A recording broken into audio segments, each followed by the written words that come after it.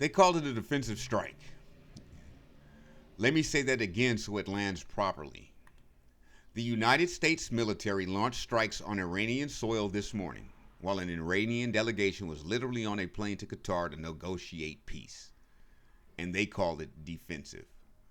No incoming missiles, no attack on U.S. soil, no strike against American forces. A delegation on a plane heading to a table. And they called it defense. Now, I need you to understand something before we go any further. I'm not giving you my truth today. I'm giving you fact. And I need you to understand why that distinction matters, because truth has been weaponized.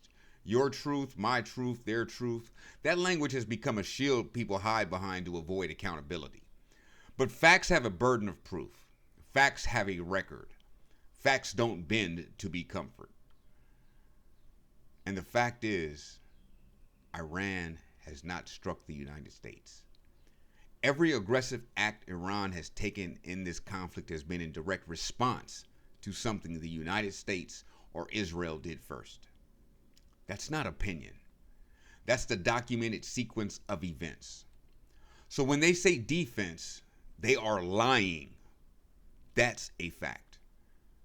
But here's what I also need you to sit with. The Tiptoe has a body count. Every time we soften language to make truth more palatable, every time we frame fact in a way that's easier to swallow, we protect the very thing we're trying to expose. The softening is never neutral. Somebody always pays for it. And historically, we know exactly who that somebody tends to be. Now let's talk about what this really is about. Because it was never about democracy. It was never about freedom. It was never about protecting Americans. Look at the pattern. Venezuela, oil. Greenland, rare earth minerals and Arctic shipping lanes.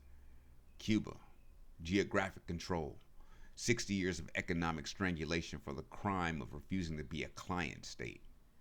Iran, the Strait of Hormuz, oil pricing, and the existential threat of any nation that tries to move away from dollar-denominated energy trade.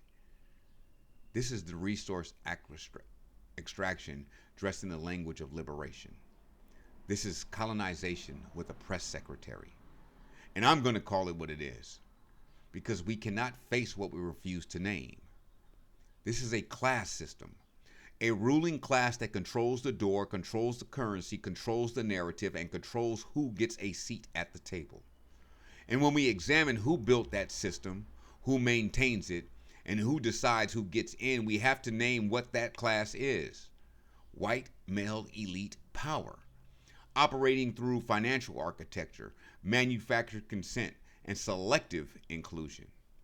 You let certain people in, the Gulf states, certain governments, certain faces, but you let them in for purpose and position, not as partners, as instruments. The Saudis didn't join a partnership.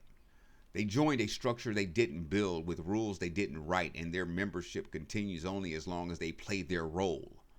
The moment they step outside that role, the moment any nation steps outside that role, they become a threat to what needs to be neutralized.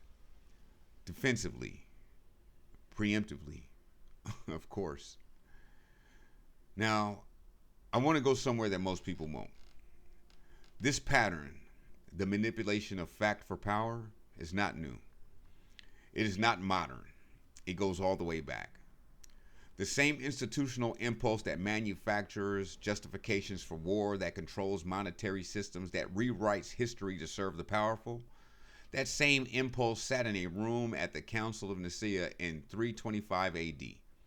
A Roman emperor, not a prophet, not a divine messenger, a political actor, convened a council to decide which texts were sacred and which ones disappeared. The Gospel of Thomas, the Book of Enoch, entire books of scripture removed by committee. If truth was the goal, you don't take things out. The only pure truth is God's.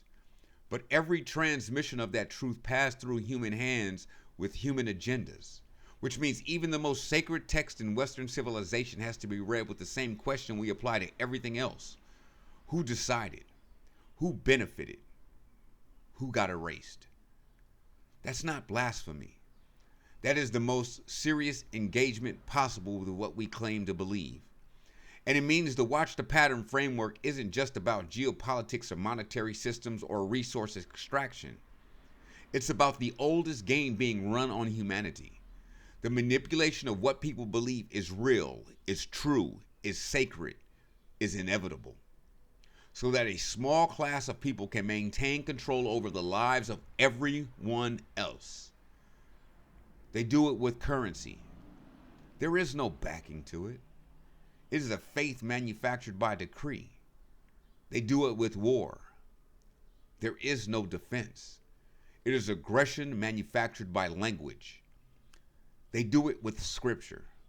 There is no complete canon. It is belief manufactured by committee. The method is always the same. Control the information, control the framing, and make sure people are too afraid to call it what it is. Because the moment you name it accurately, the spell breaks. So I'm naming it. This morning's strikes on Iran are not defense. They are aggression in the service of resource control, monetary architecture protection, and imperial dominance, carried out by a ruling class that has never needed your consent, only your silence. I'm Keith. This is KeithSpeaks. And I'm done tiptoeing, because the tiptoe has a body count.